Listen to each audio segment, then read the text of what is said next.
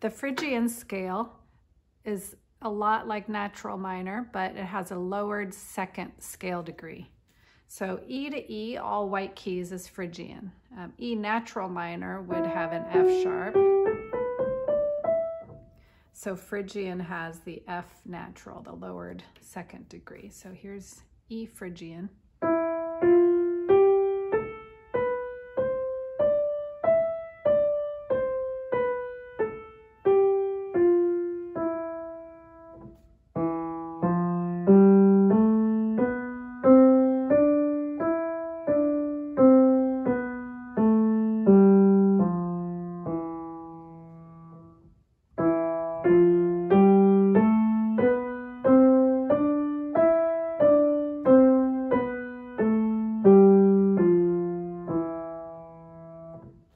If I want to make Phrygian from D to D, I just need to change my accidentals a little bit.